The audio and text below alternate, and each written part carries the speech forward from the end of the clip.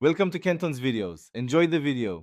You already have your Hostinger mailbox and password, so start in Apple Mail.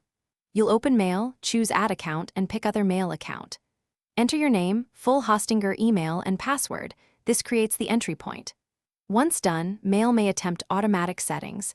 If it fails, you'll switch to manual configuration. Make sure you have Hostinger's IMAP or POP server info ready because the next step fills in server, port, and security settings to complete setup. You're now in the detailed settings screen, so pick a map unless you need POP. For incoming, enter Hostinger's IMAP or POP host, then the correct port, 993 for IMAP SSL, 995 for POP SSL, then enable SSL.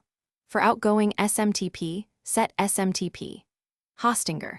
Com with port 465 or 587 and require authentication using your full email and password. Once you save, finish by sending a test message and ensuring incoming mail appears in inbox and sent stores sync correctly. If messages don't send, immediately recheck SMTP port and SSL. Make sure the username is the full Hostinger address. Tiny typos break auth.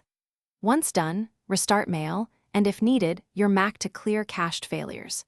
If problems persist, remove the account and re-add it carefully following the same server and port choices, because recreating the connection often resolves lingering configuration errors.